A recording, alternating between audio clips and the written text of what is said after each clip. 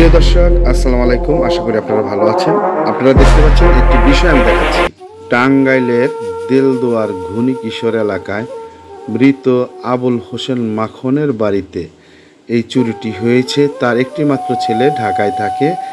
HMK Azad Swapan চলতি মাসের 23/9/2024 রাত 11 ঘটিকার পর হইতে 24/9/2020 ভোর 5 ঘটিকা পর্যন্ত এই ঘরের আসবাবপত্র তছনছ করে এবং আলমারিতে থাকা টাকা পয়সা স্বর্ণ অলংকার সমস্ত কিছু চুরি করে নিয়েছে। আপনারা দেখতে পাচ্ছেন, আমি তারই চিত্র কিন্তু আমি দেখাচ্ছি। এই যে লকারটা ভেঙে এখানেই কিন্তু স্বর্ণ ছিল, টাকা ছিল, আর অনেক কিছু ছিলই কিন্তু, এবং কি কাপড় চোপড় থেকে এবং 30-35 থ্রি পিস কাপড় এগুলা কিন্তু চুরি করে নিয়ে গিয়েছে একটি বিশেষ চক্র। সেই দলটি আপনারা দেখতে পাচ্ছেন যে আলমারির কি অবস্থা করেছে, দেখতে পাচ্ছেন কোথায় কিভাবে রাখে, এইভাবে কিন্তু খুঁজে বের করে নিয়ে চলে গেছে এই দলটি।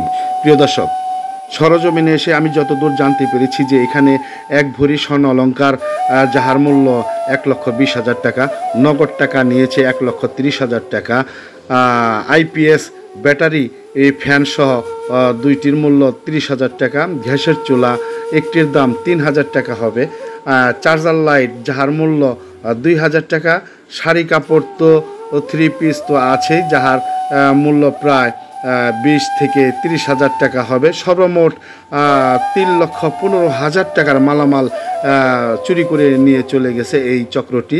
আমি প্রশাসনের সুদৃষ্টি কামনা করছি যাতে দ্রুতভাবে এই চোরকে খুঁজে বের করে আইনের আওতায় আনা হোক, আমি সেই প্রত্যাশা করছি। আমি সাংবাদিক SM আতোয়ার। আমরা এবার শুনে নিব যে এই বাড়ির একমাত্র ছেলে যিনি HMK আজাদ স্বপন, তিনি কি বলছে আমাদের ক্যামেরার সামনে, কিভাবে কি চুরি হয়েছে, কত টাকা নিয়ে চলে গেছে, কিভাবে এই ঘটনাটি ঘটেছে, সেই কথাই তার মুখ থেকে আমরা জেনে নিব। দর্শক, আপনারা শুনেন তার মুখ থেকে। HMK আজাদ স্বপন, আমার বাবার নাম মৃত আবুল হোসেন মাখন, আমার বাড়ি ঘুনি কিশোর, দেলদুয়ার থানা। তো আমি আসলে মেনলি থাকি ঢাকাতে, আমি ঢাকাতে জব করি। তো আমার বাড়িতে তো আমার মা একা থাকতো সবসময়। তো সামান্য একটু আমার মায়ের শরীরটা খারাপ ছিল, বিহান আমি দেশে একটু বাইরে যাব, সেই ক্ষেত্রে মাকে আমি ঢাকায় নিয়ে যাই 10-12 দিনের জন্য।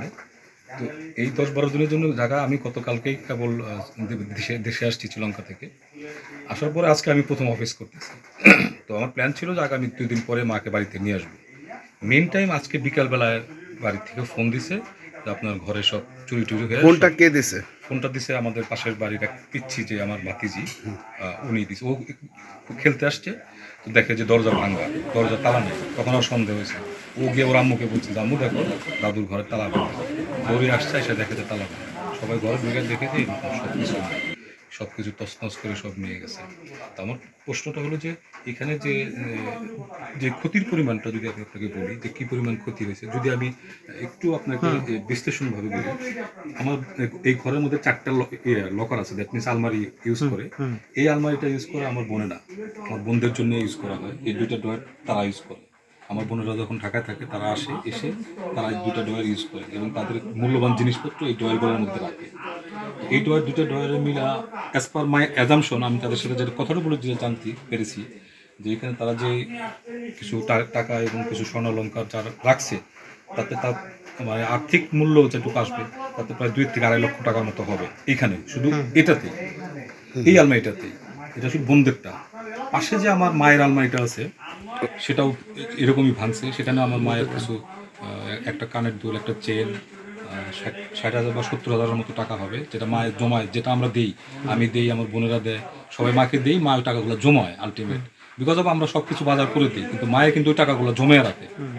তো ওই রকম প্রায় 60-70,000 টাকার মতো হবে, যেটা মা আমাকে বললো অ্যাজামশন 60-70,000 টাকার মতো হবে। আর কানের দুল আর হলো একটা চেন, দ্যাট মিনস 2টা মিলে নিয়ার অ্যাবাউট 1 ভরির মতো হবে। তো সেখানে আমরা যদি ধরি 1 lakh 1.5 lakh, that means near about 2 lakh টাকার মতো। ওইখানে 2 লাখ টাকার মতো, এখানে গেছে 2.5 লাখ টাকার মতো, 4.5 লাখ টাকা শুধু এইখানে 2টা জায়গাতেই গেছে। ইভেন যত ধরনের কাপড় টাপড় ছিল, দামি দামি কাপড় যা ছিল, সব কাপড় নিয়ে গেছে, কোনো কিছু রাখে নেই। 2টা আলমারি সব। এবার আমরা আসি, এই কাপড় টাপড় সব তো নিল। ইভেন বেশ কিছু জরুরি জিনিসপত্র ছিল, এখানে কিছু ফ্যান ছিল, লাইট ছিল, ভালো ভালো চার্জার লাইট ছিল, ফ্যান ছিল, এগুলো সব। সব কিছু নিয়ে গেছে। ইভেন আমার এখানে একটা আইপিএস এর ব্যাটারি ছিল, ব্যাটারিটা খুলে নিয়ে গেছে। কোন জায়গাটা ছিল একটু যাই একটু দেখি, চলো যাই।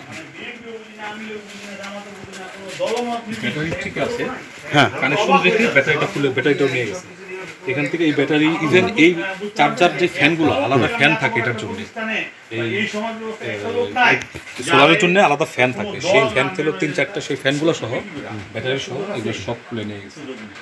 ইভেন এই আলমারিগুলোতে যদি বলি একটু যদি দেখাই, এটা আমার মায়ের আলমারি, এটা আমার মা ইউজ করে, এটা এই দুটাতেই মা ইউজ করতে। এটা একটা ফ্যান নিতে পারে না, এই মেবি সামহাও রয়ে গেছে। এইটা লকারটা ছিল মায়ের, যেটা আমি বললাম যে মায়ের লকার থেকে সব নিয়েছি। এই দুইটা লকার ছিল, এই দুইটা লকার মা ইউজ করতো। এইখানে যে জিনিসগুলো মায়ের রাখার কথা ছিল, আমি বলছিলাম যে কথাটা, এটা ছিল ভিতরে মায়ের যে জিনিসগুলো, এই ভিতর থেকে সেটা খুলে লকার সব এখানে ফেলে এখান থেকে সব আলটিমেট। এটা আমি মানে খুব শক, ভেরি শক, বিকজ অফ গ্রামের ভিতরে আশেপাশের মানুষ থাকা অবস্থায় এরকম একটা ক্ষতি মানুষ করবে, এটা ইটস নট অ্যাকসেপ্টেড। পূর্বে এই ধরনের কোনো ঘটনা কি ঘটছে না? এই ফার্স্ট টাইম, এই ফার্স্ট টাইম। আসলে আপনার সন্দেহটিটা আসলে কোন দিকে, মানে কি মনে হয় আপনার? আসলে এই মুহূর্তে তো আমি যে ছিলাম থাকি ঢাকাতে, আর বেসিক্যালি এই লাস্ট 15 দিন আমি ছিলাম দেশেরও বাইরে, আমি ছিলাম শ্রীলঙ্কাতে। আসলে আলটিমেট যে ঘটনাটা কোথায় থেকে কিভাবে কে করলো, এটা একটু গেস করতে গেলে আমার মনে হয় যে এখানে যারা আছে আশেপাশে তাদের সাথে একটু কথা বলা বা একটু যোগাযোগ করলে আমার মনে হয় যেটা আমরা একটা রেজাল্ট পেয়ে যাবো।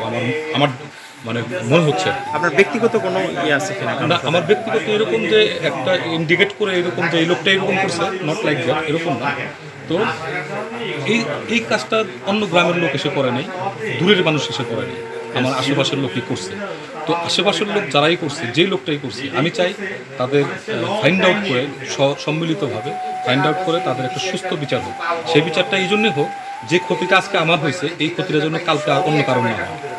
আমার মেন ভিউটা এখানেই, যে ক্ষতিটা আমার আজকে হলো আমি হয়তো বা এটা পুষিয়ে ফেলতে পারবো এনি হাউ, বাট এই ক্ষতিটার জন্য কালকে অন্য জনের কারণ না হয়।